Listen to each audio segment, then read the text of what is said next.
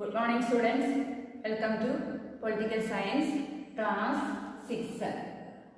Today we are going to study a remaining part of the lesson Rural Livelihoods. നമ്മൾ കഴിഞ്ഞ ക്ലാസ്സിൽ rural ലൈവ്ലിഹുഡ്സിൻ്റെ 2 part നമ്മൾ പഠിച്ചു. ഇന്ന് മൂന്നാമത്തെ പാർട്ടാണ് പഠിക്കുന്നത്. അപ്പോൾ ഇന്ന് നമ്മൾ പഠിക്കാൻ പോകുന്ന ടോപ്പിക്സ് ഏതൊക്കെയാണ്? Agriculture labourers and farmers in India, Aruna and Parivelan, rural livelihoods. ഈ 3 ടോപ്പിക്സ് ആണ് നമ്മൾ ഇന്ന് പഠിക്കാൻ പോകുന്നത്.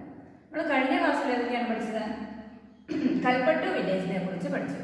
പിന്നെ ടെറസ് ഫാമിംഗ് ഇൻ നാഗാലാൻഡ്. ഇതെല്ലാം നിങ്ങൾ ഓർക്കുന്നുണ്ടോ? അതിന് നമുക്ക് ഇന്ന് ആദ്യത്തെ ടോപ്പിക്കായ agriculture labourers and farmers in India ഒന്ന് നോക്കാം.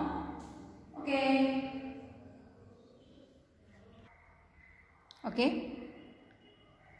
In Kalpattu village, there are agriculture laborers like Tulasi and many small farmers like Shekhar and a few big farmers like Ramalingam.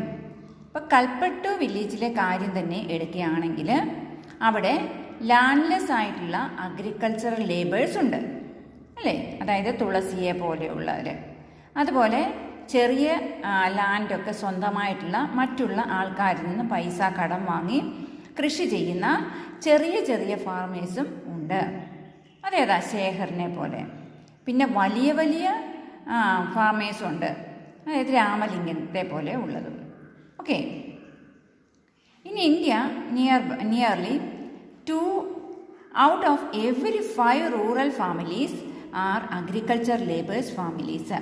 അപ്പം നോക്കി, ഇന്ത്യയിൽ തന്നെ 5 റൂറൽ ഫാമിലി എടുത്താൽ അതിൽ 2 എണ്ണം അഗ്രികൾച്ചർ ലേബർ ഫാമിലി ആയിരിക്കും. Okay. All of them depend on the work they do on other people's fields to earn a living. Many of them are landless and others may own very small plots of land. അപ്പം ഇവരുടെ ജോലി എന്താണ്? മറ്റുള്ള ആൾക്കാരുടെ ഫീൽഡിൽ പോയി പണി ചെയ്യുക എന്നാണ്. മിക്ക ആളുകളും സ്വന്തമായി ഭൂമി കാണില്ല. ചില ആൾക്കാർക്ക് ചെറിയ ചെറിയ ലാൻഡൊക്കെ കാണും. In the case of small farmers like Shekhar, their land is barely enough to meet their needs. In India, 80% of farmers belong to this group. Only 20% of India's farmers are like Ramalingam. These large farmers cultivate most of the lands in the villages. അപ്പം നോക്കിയേ, ഇവർക്ക് അവരുടെ day to day needs, അവരുടെ ഫാമിലീസിൻ്റെ നീഡ്സൊക്കെ meet ചെയ്യാൻ പറ്റുന്ന രീതിയിലായിരിക്കില്ല അവരുടെ ഏണിങ് അല്ലേ ഫാമിൽ നിന്ന് ലഭിക്കുന്നത്. ഇന്ത്യയിലെ 80% ഫാമേഴ്സിനും ഈ കാറ്റഗറിയിൽ വരുന്നവരാണ്.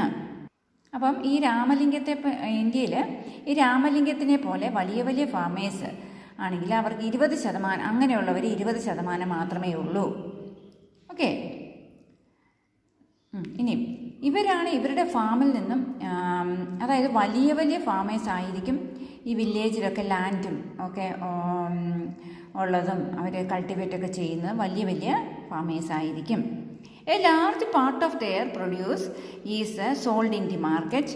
Many of them have started other business such as shops, money lending, trading, small factors etcetera. അപ്പം ഇവരുടെ ഫാമിൽ നിന്നും എന്താണ് ലഭിക്കുക? അത് കൊണ്ടുപോയി അവർ മാർക്കറ്റിൽ കൊണ്ട് വിൽക്കുകയാണ് ചെയ്യുന്നത്. ചില ആൾക്കാർ ഈ കൃഷിക്ക് പുറമെ മറ്റെന്തെങ്കിലുമൊക്കെ ജോലി കൂടി ചെയ്യും. ചെറിയ ചെറിയ ബിസിനസ് കൂടി അവർ ചെയ്യുന്നുണ്ട്. Okay. You have looked at farming in Kalpattu. Apart from farming, many people in rural areas depend upon collecting from the forest, animal husbandry, dairy produce, fishing, etc. അപ്പം എന്താണ് ഇവിടെ പറയുന്നത്? അപ്പം നമ്മൾ കൽപ്പറ്റു വില്ലേജിൽ ഫാമിങ്ങിനെ ബേസ് ചെയ്ത് 3 കാറ്റഗറിയുള്ള ആൾക്കാരെ കണ്ടു. ഇനിയും ഫാമിംഗ് ആക്ടിവിറ്റിക്ക് പുറമേ ആയിട്ട് റൂറൽ ഏരിയയിലുള്ള ആൾക്കാർ ഡിപ്പെൻഡ് ചെയ്യുന്ന മറ്റൊരു കാര്യമാണ്, അതായത് ഫോറസ്റ്റ് കളക്ഷൻ. അതിനെ ബേസ് ചെയ്തിട്ടുള്ളതാണ്. അതായത് animal husbandry, dairy produce, fishing, ഇങ്ങനെയുള്ള കാര്യങ്ങളൊക്കെ ആളുകൾ ചെയ്യാറുണ്ട്. For example, in some villages in central India, both farming and collections from the forest are important sources of livelihoods. Collecting mahua, tendu leaves, honey to be sold to traders is an important source of additional income. അപ്പം ഈ central ഇന്ത്യയിലുള്ള ആൾക്കാരുടെ ഉപജീവന മാർഗമെന്ന് പറയുന്നത് ഫാമിങ്ങും ഫോറസ്റ്റിൽ നിന്നുള്ള സാധനങ്ങൾ collect ചെയ്യുകയുമാണ്. അപ്പോൾ ഈ കളക്ട് ചെയ്ത മഹുവ പോലുള്ള ഫ്രൂട്ട്സും ടെൻസ് ലീവ്സും ഹണിയും ഒക്കെ കളക്ട് ചെയ്ത് അവർ ട്രേഡറിൽ നിന്ന് വിൽക്കുകയും അത് അവരുടെ അഡീഷണൽ സോഴ്സ് ഓഫ് ഇൻകം ആയിട്ട് തീരുന്നു.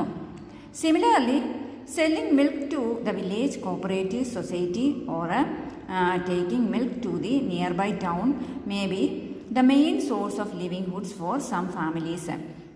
അപ്പോൾ ചില വീട്ടുകാരുടെ ഉപജീവനമാർഗ്ഗം എന്താണ്? പാല് കൊണ്ടുപോയി കോഓപ്പറേറ്റീവ് സൊസൈറ്റിയിൽ കൊടുക്കുക. അതുപോലെ തന്നെ ടൗണിലേക്ക് പാല് കൊണ്ടുപോയി വിൽക്കുന്നുണ്ട്. പിന്നെ കൽപ്പറ്റുവിനോട് ചേർന്നൊരു സ്ഥലമാണ് ഏതാണ്? പുട്പറ്റ് എന്ന് പറയുന്ന സ്ഥലം. അവിടെയാണ് അരുണയും പാരിവേലനും who live in Putpat, a village close to Kalpattu. അവിടെയാണ് അവർ ജോലി ചെയ്യുന്നത്. അവരുടെ ജോലി എന്താണ്? ഫിഷിംഗ് ആണ് അവരുടെ ജോലി. ഓക്കെ, നമുക്ക് അരുണയും പാരിവേലനെയും കുറിച്ച് നോക്കാം. Not very far from Kalpattu is the village of Putpat. People here earn their living by fishing. Their houses are close to the sea and one finds rows of catamarans and nets lying around. അപ്പം ഈ പുട്പറ്റ് എന്ന് പറയുന്നത് അതായത് കൽപ്പറ്റുവിൻ്റെ അടുത്താണ് അല്ലേ. ഇവരുടെ ഉപജീവനമാർഗം എന്താണ്? ഫിഷിംഗ് ആണ്. കടലിനോട് ചേർന്നാണ് അവർ താമസിക്കുന്നത്. നമ്മൾ ആ പ്രദേശത്ത് ചെല്ലുകയാണെങ്കിൽ മീൻ പിടിക്കുന്ന വലയും ഈ തടിച്ചെങ്ങാടങ്ങളൊക്കെ കിടക്കുന്നത് കാണാം. Okay, at about 7 o'clock in the morning there is a lot of activity on the beach. This is the time when the catamarans return with their catch and women gather to buy and sell fish. അപ്പം ആ പ്രദേശത്തോട് ചെല്ലുകയാണെങ്കിൽ രാവിലെ 7 മണിയാകുമ്പോൾ ഭയങ്കര തിരക്കാണല്ലേ ആ ബീച്ചിൽ. മീൻപിടുത്തക്കാർ പോയവർ തിരിച്ചു വരുന്നു, സ്ത്രീകളൊക്കെ മീൻ വാങ്ങാനെത്തുന്നു. ഇങ്ങനെ ഒരുപാട് ആക്ടിവിറ്റീസാണ് ഈ സമയത്ത് രാവിലെ 7 മണിക്ക് നടക്കുന്നത്. Okay, my husband Paravelan, my brother and my brother in law return late today. I was very worried. They go to the sea together in our catamaran. They said that they were caught in a storm. I have kept aside some fish for the family. അപ്പോൾ ഒരു ദിവസം ഇവരുടെ ഹസ്ബൻഡും brother in ലോയും കൂടി കടലിൽ പോയി. അന്ന് അവർ ലേറ്റായിട്ടാണ് വന്നത്. അപ്പോൾ അവർക്ക് ആദ്യമായി കടലിൽ പോയതല്ലേ, അവരുടെ കാറ്റാമറൻ തന്നെയായിരുന്നു പോയത്, വള്ളത്തിലാണ് പോയത്. അവരിടയ്ക്ക് ഒരു സ്റ്റോമിലകപ്പെട്ട് അങ്ങനെയാണ് അവർ താമസിച്ചത്. അവർക്ക് കിട്ടുന്ന മീന് കുറച്ച് മീൻ ഫാമിലിയിലേക്ക് എടുക്കും, ബാക്കി അവർ വിൽക്കുകയും ചെയ്യും. Okay, the money I get from the auction will be divided into 4 shares. അപ്പോൾ ഇവർക്ക് ലേലം വിളിച്ച് കിട്ടുന്ന ഈ പൈസയൊക്കെ 4 ഷെയർ ആക്കും ഇവർ മീൻ പിടിച്ച് കിട്ടുന്നത്. അപ്പോൾ കടലിൽ മീൻ പിടിക്കാൻ പോകുന്ന ആൾക്കാർക്ക് ഓരോ ഷെയറുകൾ കൊടുക്കും. ഈ 4ാമത്തെ ഷെയർ ഇവർ സാധനങ്ങൾ വാങ്ങിയതിനായിട്ട് മാറ്റിവെക്കും. Since we own the catamaran engine and nets, we get that share too.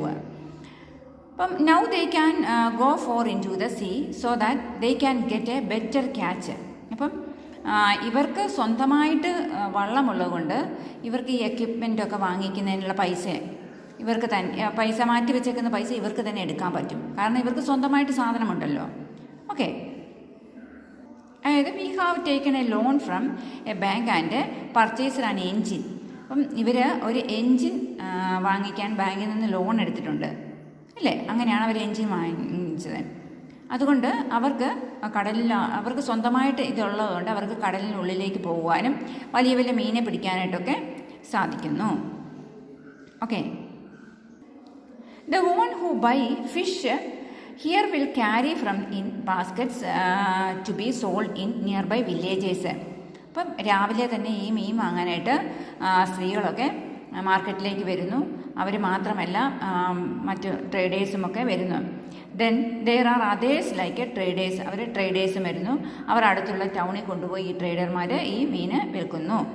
Okay, അപ്പോൾ ഉച്ച സമയം വരെ ഇവർ ഈ ലേലവിളി ആയിരിക്കും.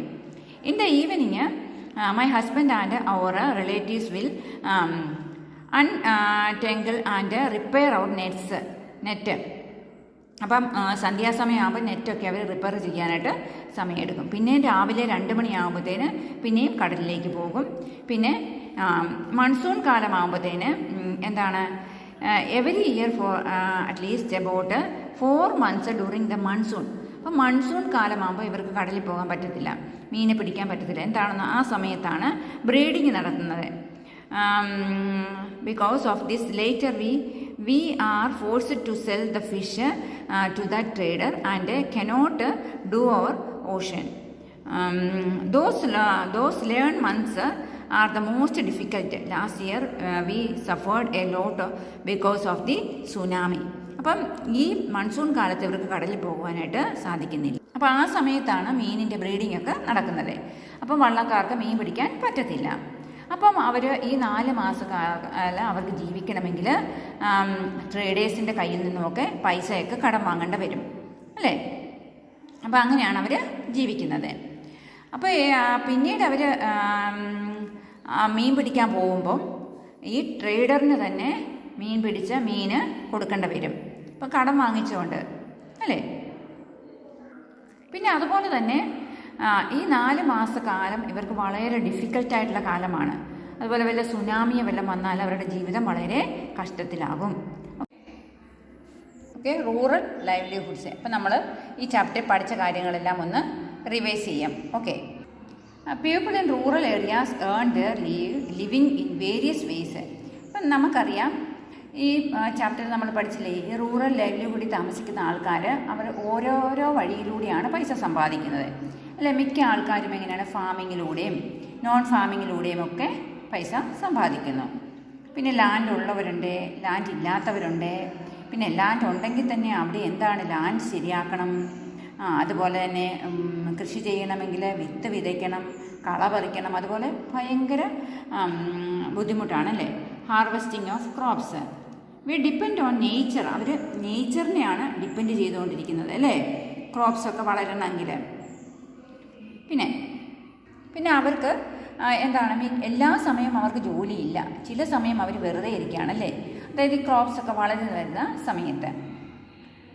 പിന്നെ അവരതുപോലെ തന്നെ അടുത്ത ഗ്രാമത്തിലുള്ള ആൾക്കാർ പലതരം ക്രോപ്സാണ് ഫാമിൽ കൃഷി ചെയ്യുന്നത്. How the people are able to survive or earn will depend upon the land that they cultivate. Many depends on these lands for work as laborers. Most farmers grow crops both for their own requirement and also to sell in the market. നമ്മൾ ഇതെല്ലാം പഠിച്ചു. എന്താണ്, എങ്ങനെയാണ് ആൾക്കാർ ജീവിക്കുന്നത്, അല്ലെങ്കിൽ അവർക്കൊരു ഉപജീവനമാർഗം കിട്ടുന്നത്, അല്ലേ? ഏത് തരം ക്രോപ്സാണ് അവിടെ കൾട്ടിവേറ്റ് ചെയ്യുന്നത്, ഇതെല്ലാം നമ്മൾ പഠിച്ചു, അല്ലേ? മിക്ക ആൾക്കാരും കൂലിയായിട്ടാണ് ജോലി ചെയ്യുന്നത്, ലാൻഡൊന്നും ഇല്ലാത്തവരാണ്. ഓക്കെ, ഇനി അതുപോലെ തന്നെ അവർക്ക് ആവശ്യമുള്ള സാധനങ്ങൾ അവരെടുത്തതിന് ശേഷം ബാക്കിയെല്ലാം മാർക്കറ്റിൽ കൊണ്ടവർ വിൽക്കുന്നു.